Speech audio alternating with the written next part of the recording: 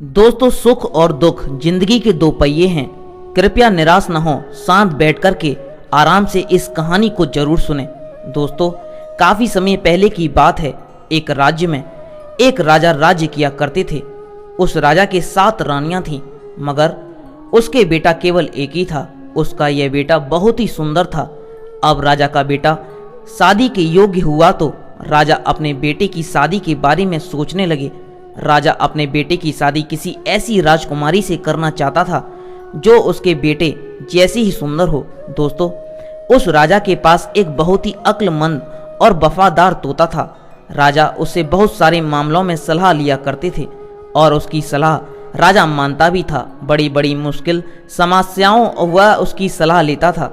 यही सोचकर इस समय भी राजा ने अपने तोते को बुलाया और उसको अपनी इच्छा बताई और वैसी ही बहू ढूंढने के लिए कहा जैसी वह अपने बेटे के लिए चाहता था। तोता ने राजा से कहा कि वह राजकुमार की पसंद लिखकर उसके पैर में बांध दें। राजा ने वैसा ही किया और तोता राजा की आज्ञा लेकर वह वहां से उड़ चला। वह एक पड़ोसी राज्य में पहुंचा। दोस्तों, तोता जिस पड़ोसी राज्य में पहुंचा, उस राज्य के राजा को भी एक बहुत सुंदर पुत्री थी। वह राजा भी अपनी पुत्री के लिए एक अच्छे योग्य राजकुमार की तलाश में था। उस राजा के पास एक मैना थी जिसको राजा ने अपनी पुत्री के लिए योग्य वर ढूंढने की जिम्मेदारी दी थी। दोस्तों, जब वह तोता इस राजा के राज्य में पहुंचा जहां बहुत भारी बारिश हो रही थी, इसलिए तोते एक जंगल में शरण लेनी पड़ी। उसको एक पुराना खोखला पेड़ मिल गया जहां उसको लगा कि वह जगह उसके आराम के लिए ठीक रहेगी। जैसे ही वह तोता उसके अंदर जाने के लिए उड़ा तो उसके अंदर से एक आवाज आई, तुम अंदर नहीं घुसना, नहीं तो तुम अंधे हो जाओगे। सो तोता पेड़ की जड़ के पास एक डाल पर जाकर के बैठ गया और बारिश खत्म होने का इंतजार करने लगा। इतने में ही उस खोखली जगह में से एक मैना निकली और आकर के तोते के पास बैठ गई। दोनों बहुत देर तक बात करते रहे। इस बीच तोते ने उसको बताया कि वह यहाँ हमारे राजकुमार के लिए एक सुंदर और योग्य राजकुमारी की तलाश में आई है। मैना भी उस राजकुमारी के लिए, जो अपने पिता की अकेली बेटी थी, बहुत सुंदर राजकुमार की तलाश में थी। तोता बोला, तब तो हमारा राजा ही वह राजा होना चाहिए जिसके बेटे से उस राजकुमारी की शादी होनी चाहिए। तोते ने मैने को राजकुमार की पसंद भी बताई। सो वे दोनों, तोता और मैना, राजकुमारी के महलों की ओर चल दिए। जब वे वहां पहुंचे तो महल के एक नौकर ने उनको देखा तो राजा को जाकर के बताया कि जिस मैना पर वह बहुत विश्वास करते हैं, वह तो एक तोते के साथ घूम रही है और राजा के हुक्म को तो बिल्कुल भूल ही गई है। जब राजा ने यह सुना तो उसने तोता और मैना को मारने का हुक्म दे दिया। महल के नौकर मैना से जलते थे, इसीलिए उन्होंने मैना की बुराई राजा से कर दी थी। मैना को इस बात का कुछ पता चल गया था। सो वह ऊपर की खिड़की से उड़ते समय उसने राजा का बेरहम हुक्म सुन लिया था। वह तोते से बोली, आओ, राजा ने हमारे ऊपर झूठा इल्जाम लगाकर हमको मारने का हुक्म दे दिया है। इससे पहले कि राजा के तीर हमको मार दे, हम यहाँ से दूर भाग चलें। और वे दोनों वहां से उड़कर के दूर चले गए। राजा के नौकर उनको मारने गए तो बहुत देर तक ढूंढने पर भी उनको कोई नहीं मिला। वह ढूंढ नहीं पाए। सैनिक अपने आप को ये तसल्ली देते हुए वापस आ गए कि लगता है कि तोता और मैना को शाही हुक्म का पता चल गया, इसीलिए वे किसी सुरक्षित जगह पर चले गए हैं। तोता और मैना ने कुछ दिन तक इंतजार किया ताकि लोग उस बात को भूल जाएं। फिर उसके बाद वे महल वापस आए और आकर तोता राजा के दाएं घुटने और मैना राजा के बाएं घुटने पर जाकर के बैठ गए। उन्होंने राजा से पूछा, आप हमको क्यों मारना चाह रहे थे? हम तो आपके लिए वफादार हैं। वे लोग हमसे जलते हैं, इसीलिए उन्होंने आपसे हमारी बुराई की है। हम लोग दोनों बड़ी शान वाले उन राजा के नौकर हैं जो अक्लमंद भी हैं और अमीर भी। उनमें से एक के केवल एक बेटा है और दूसरे के केवल एक बेटी है। इन दोनों राजाओं ने हालांकि एक दूसरे को कभी देखा नहीं है, पर ये दोनों अपने बच्चों की एक दूसरे के बच्चों से शादी करना चाहते हैं। एक राजा को ऐसी बहू चाहिए जैसी दूसरे राजा की बेटी है और दूसरे राजा को वैसा ही दामाद चाहिए जैसा कि दूसरे राजा का बेटा है। देखिए, हम दोनों उन्हीं दोनों राजाओं के नौकर हैं। भगवान की कृपा से हम लोग आपके राज्य में बाहर एक जंगल में मिले थे और यह सब अच्छी खबर लेकर के आपके पास आए हैं। यह कहकर के तोते ने अपना पैर राजा की तरफ बढ़ा दिया जिसमें राजकुमार की पसंद लिखी हुई थी। वह सब पढ़कर के राजा को आश्चर्य भी हुआ और खुशी भी। राजा ने राजकुमार की तस्वीर लेकर अपने शाही जनान खाने में भेज दी और अपनी रानी से कहा कि वे उस तस्वीर को देखकर बताएं कि वह अपनी राजकुमारी के लिए उस राजकुमार को पसंद करती हैं या नहीं। कुछ दिन बीत गए पर तस्वीर वापस नहीं आई। राजकुमार को तो वह तस्वीर इतनी पसंद आई कि वह उसको अपने हाथ में ही लिए रखते। खैर कुछ दिन बाद जनान खाने से जवाब आया कि राजकुमार सबको पसंद है, अब उसकी शादी जल्दी ही हो जानी चाहिए क्योंकि राजकुमारी तो राजकुमार को देखे बिना ही जी नहीं पा रही हैं। जैसे ही यह जवाब राजा के पास पहुंचा तो राजा ने तोते को यह कहकर वापस भेज दिया कि वह अपने मालिक से कह दे कि राजकुमार की मनपसंद लड़की मिल गई है और वे 2 महीनों के अंदर ही शादी के लिए बारात लेकर यहां आ जाएं। तोते ने आदर के साथ राजा को झुककर प्रणाम किया और अपने राज्य को उड़ गया। अपने राज्य पहुंचकर के उसने राजा को अपनी यात्रा की सफलता के बारे में बताया। राजा यह सुनकर बहुत खुश हुआ।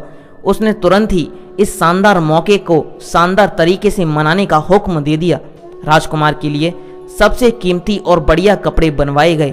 सिपाहियों को भी नई और बढ़िया यूनिफॉर्म बनवाई गई। बहुत सारे तरह की भेंटें जैसे अनमोल हीरे, जवाहरात, बढ़िया कपड़े, मुश्किल से मिलने वाले फल और बढ़िया किस्म के इत्र इकट्ठा किए गए। हर चीज को याद करके इकट्ठा किया गया। इतनी तैयारियां में समय कब निकल गया पता ही नहीं चला, पर अफसोस शादी के कुछ दिन पहले ही राजकुमार का पिता बीमार पड़ा, मर गया। परिवार वालों और राज्य की प्रजा के लिए यह एक बहुत बड़ा धक्का था। राजकुमार को अपना जाना टालना पड़ा क्योंकि ऐसे समय पर वहां से चलना उसका अपने पिता का अपमान करना दिखता था। सो उसने कुछ समय तक इंतजार किया। जैसे ही उसके पिता की मौत का अफसोस का समय बीता वह वहां से बारात लेकर चल दिया। राजकुमारी का राज्य कोई बहुत दूर नहीं था, सो वे जल्दी ही पहुंच गए। राजकुमार ने अपने डेरे महल के पास ही एक बगीचे में डाल दिए। अगर राजकुमार उस बगीचे में ना घुसा होता तो अच्छा होता क्योंकि वहां उसका तोता मर गया। उस वफादार तोता को वहां की माली ने मार डाला क्योंकि वह कुछ खजूर तोड़कर राजकुमार की तरफ फेंक रहा था। जैसे ही राजकुमार के ऊपर यह मुसीबत आई उसके कुछ देर बाद ही उसने सुना कि राजकुमारी के पिता ने अपनी बेटी की शादी उससे करने से इनकार कर दिया क्योंकि उसका पिता मर गया था। बगीचे में डेरा डालने के कुछ दिन बाद ही राजकुमारी बाहर सैर करने के लिए अपनी पालकी में जा रही थी कि इत्तेफाक से वह उसी रास्ते से गुजरी जिस रास्ते पर वह बगीचा था। उसने बगीचे पर नजर डाली तो वहां राजकुमार को देखा तो वह उसे पहचान गई क्योंकि उसकी तस्वीर अभी भी उसके पास थी। उसने उस समय तो उससे कुछ नहीं कहा और अपनी पालकी ढोने वाले कहारों को वापस महल चलने के लिए कहा। उसको अपना प्रेमी मिल गया था। उसी समय से उसको सब कुछ बहुत अच्छा लगने लगा। राजकुमारी ने आधा खाना खाया और बचा हुआ आधा खाना राजकुमार की तस्वीर के साथ राजकुमार को भेज दिया। उसने अपनी नौकरानी से कहा कि वह राजकुमार से कहे कि वह उसे खा ले और अगर वह ना खाए तो उसमें अपनी उंगली घुसा दे। नौकरानी ने वैसा ही किया। राजकुमार ने खाना नहीं खाया तो नौकरानी ने उसको खाने की प्लेट में उंगली घुसाने के लिए कहा। जब उसने प्लेट में रखे चावल में अपनी उंगली घुसाई तो वहां उसको अपनी तस्वीर मिली। उसने सोचा कि राजकुमारी तो मुझे प्यार करती है। ऐसा सोचकर उसने एक चिट्ठी राजकुमारी के नाम लिखी और उसे नौकरानी को देकर के वापस भेज दिया। जब राजकुमारी ने वह चिट्ठी पढ़ी तो उसके मन में राजकुमार से मिलने की इच्छा ने जोर पकड़ लिया। उसने आधी रात को अपना घोड़ा तैयार करवाया, असरफियों से भरा एक थैला लिया और उस बगीचे की तरफ चल दी जहां राजकुमार ठहरा हुआ था। राजकुमार तो उसको देखकर आश्चर्य में पड़ गया। राजकुमारी बोली, तुम आश्चर्य में मत पड़ो, तुम्हें बहुत प्यार करती हूँ और इसीलिए मैं छिपकर के तुम्हारे पास आई हूँ। मेरे पिता तुमसे मेरी शादी की इजाज़त नहीं देंगे। चलो अपना घोड़ा तैयार कर लो और मुझे अपने साथ अपने राज्य ले चलो, वहाँ हमारा कोई कुछ भी नहीं बिगाड़ सकेगा। सो दोनों घोड़ों पर सवार होकर के राज्य से बाहर की तरफ चल दिए। कुछ घंटों तक तो वे काफ़ी तेजी से चले, फिर एक पेड़ के नीचे आराम करने के लिए लेट गए। अगले दिन सुबह तरोताज़ा होकर के वे फिर से अपनी यात्रा पर चल दिए। वे लोग बहुत ही दूर नहीं गए थे कि उनको घोड़े पर सवार कुछ डाकू मिल गए। राजकुमार बोला, चलो हम तेजी से भाग चलते हैं क्योंकि हम इनसे लड़ नहीं सकते। सो दोनों ने अपने अपने घोड़े को एड़ लगाई और उनको भगा दिया, पर डाकू भी घुड़सवारी में होशियार थे और उनके घोड़े अभी निकले थे, थके नहीं थे, सो वे भी उनका पीछा करने के लिए भाग लिए। राजकुमार बोला, इस तरह भागने से कोई फायदा नहीं है, वे हमारे पास ही आ रहे हैं, अब हम क्या करें। राजकुमारी बोली, तब हमें उनका डट कर के मुकाबला करना चाहिए। कहकर वह अपनी जीन पर बैठी ही पीछे की तरफ मुड़ गई और एक तीर उन डाकुओं पर चलाया, फिर दूसरा तीर और फिर तीसरा, और इस तरह से उन सभी डाकुओं को मार डाला। खुशी खुशी वे अपनी यात्रा पर फिर से आगे बढ़ चले। उस रात वे आराम करने के लिए एक गांव में रुके।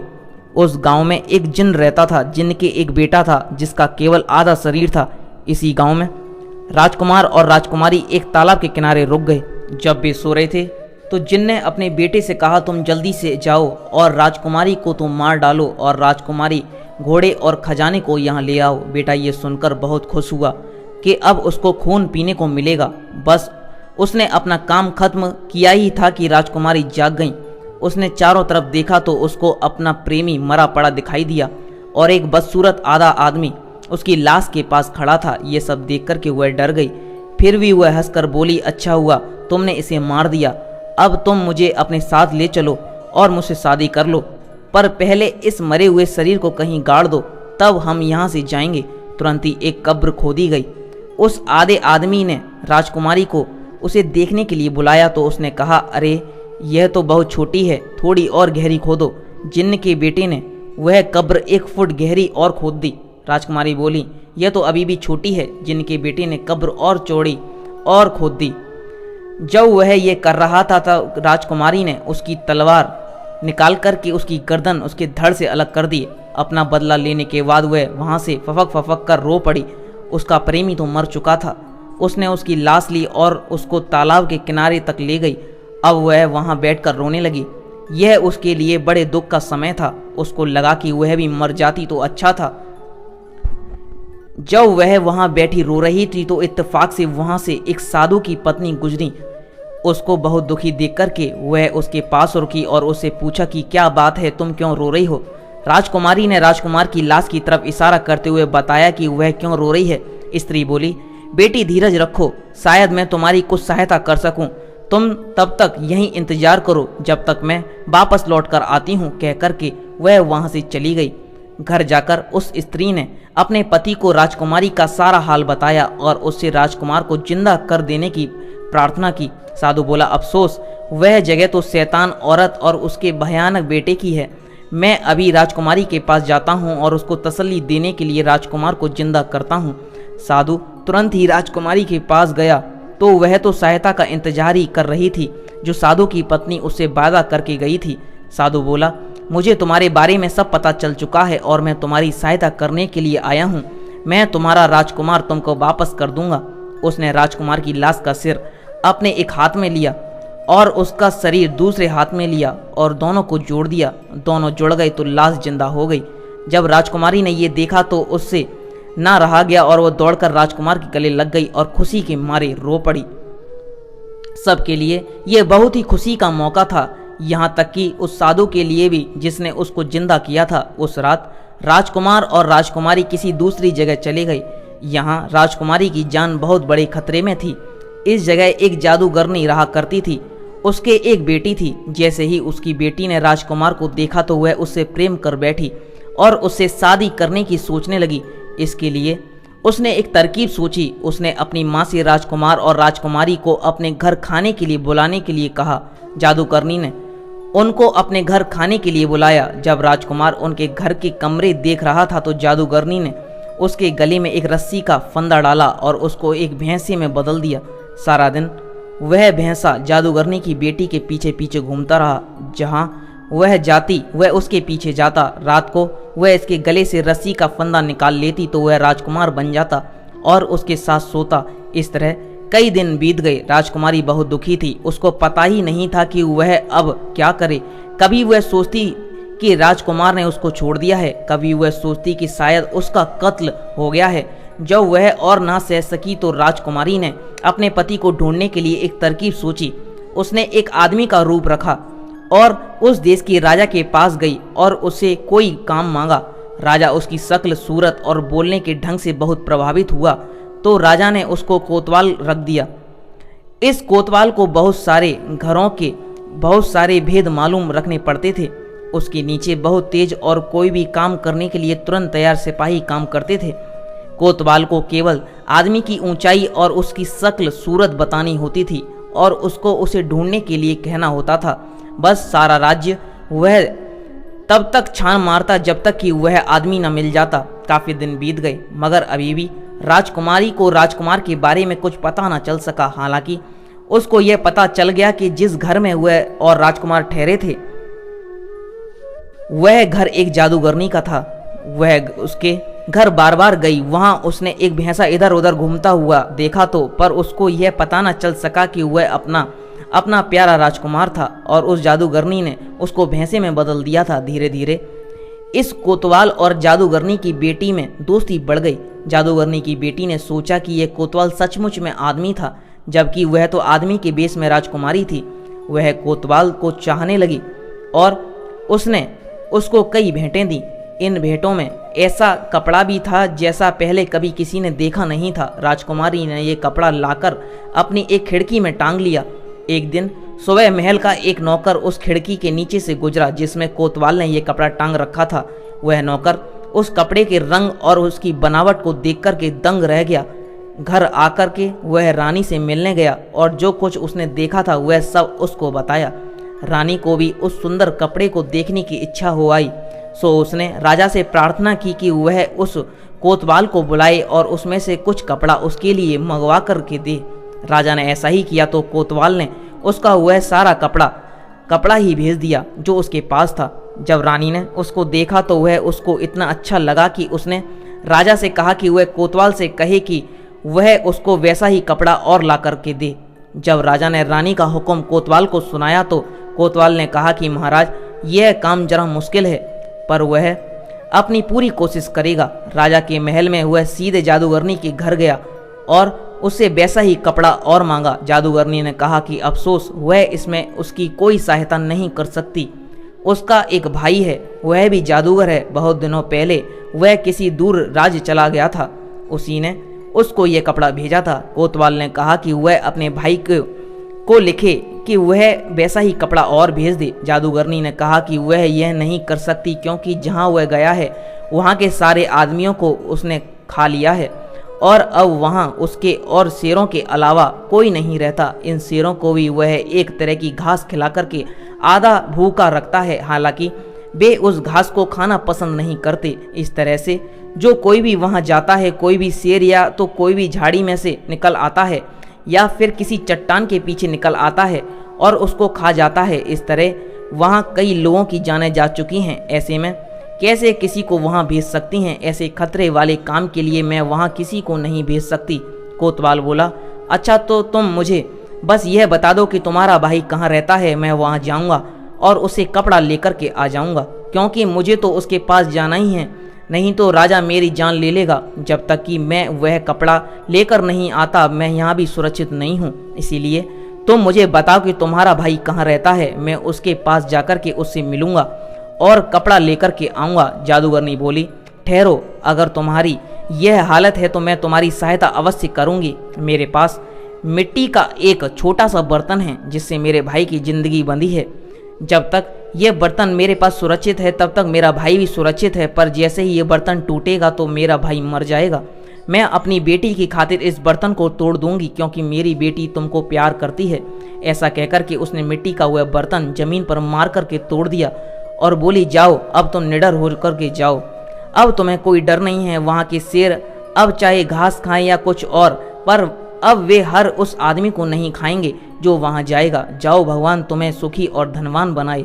जादूगरनी ने तो ये सोचा ही नहीं था कि ये कोतवाल राजकुमारी है, उस राजकुमार की होने वाली पत्नी जिसको उसने भैंसा बना करके रखा हुआ था। अगली सुबह राजकुमारी ने थोड़े से सिपाही लिए राजा से जाने की इजाज़त मांगी और अपने काम पर चल दी। उस राज्य में पहुँच करके उसने तुरंत ही जादूगर का घर ढूंढा और जो उसे जल्दी ही मिल गया। उसके घर में वैसे कपड़ों के बहुत सारे ढेर लगे हुए थे। इनके अलावा वहाँ और भी बहुत सारा खजाना था। राजकुमारी ने उसका वह सारा कपड़ा और खजाना लिया और राजा के महल की तरफ लौट चली। राजा उसके इस काम को इतना खुश हुए कि उसने उसको बहुत सारी भेंटें दी और उसको अपना वारिस घोषित कर दिया। दोस्तों, कुछ दिनों के बाद राजा की मृत्यु हो गई। अब वह कोतवाल उस राज्य पर राज कर रहा था। उसको कुछ पता चल गया था कि राजकुमार को क्या हुआ था। सो एक दिन उसने अपने राज्य भर के सारे भैंसों को अपने सामने पेश होने का हुक्म दिया। सारी भैंसें एक जगह आकर के इकट्ठा हो गए। राजकुमारी बने राजा ने खुद ने उन सब की जांच की। वह उनसे बोली, पर उनमें से किसी भी भैंसे ने उनकी बात का जवाब नहीं दिया और ना उसको पहचाना। फिर उसने पुलिस का हुक्म दिया, वे लोग सब जगह जाकर देखें। किसने उसका हुक्म नहीं माना। पुलिस के कुछ आदमी जादूगरनी के घर आए तो उन्होंने देखा कि उसने अपना भैंसा राजा के पास नहीं भेजा था। सैनिकों ने भैंसे को रस्सी से पकड़ा और राजा के पास ले आए। जादूगरनी ने उसकी जादुई रस्सी को अपने हाथ में पकड़े रखने की बहुत कोशिश की, पर सब बेकार। पुलिस ने उसको छोड़ा ही नहीं। वे उस भैंसे को रस्सी से पकड़ कर के जादूगरनी से दूर ले गए। राजा ने देखा कि उसके भेजे हुए पुलिस के लोग एक भैंसा पकड़ कर ला रहे हैं, तो वह उनसे मिलने के लिए आगे तक आई। लो, भैंसे की रस्सी तो अचानक टूट गई और उसकी जगह एक सुंदर राजकुमार खड़ा था। राजकुमारी बोली, यकीनन यह जादूगरनी तो बहुत ही नीच औरत है।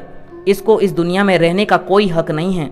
कल सुबह इसको फांसी पर लटका दिया जाए और राजकुमार को हमारे महल में ठहराया जाए। राजा यानी रानी राजकुमारी ने अपनी सच्चाई राजकुमार को बताई। फिर उसने अपनी जनता को बुलाया और उससे कहा, देखो, तुम्हारा राजा एक स्त्री है। इस वेश बदलने का मेरा उद्देश्य अपने राजकुमार को ढूंढना था। मेरा उद्देश्य अब पूरा हो गया, इसलिए अब तुम लोग राजकुमार को अपना राजा और मुझे अपनी रानी मान लो। लोगों ने उनको अपना राजा और रानी मान लिया और फिर सब खुशी खुशी रहने लगे। दोस्तों, आपको ये कहानी कैसी लगी? अगर पसंद आई है तो इसे लाइक कर देना और इसे अपने परिवार और अपने दोस्तों के साथ शेयर कर देना और हमें कमेंट करके बता देना इससे आपने क्या सीखा। दोस्तों, इस चैनल को सब्सक्राइब कर देना और बराबर वाले बेल आइकन को दबा लेना। आपका यहाँ तक वीडियो देखने के लिए बहुत बहुत धन्यवाद।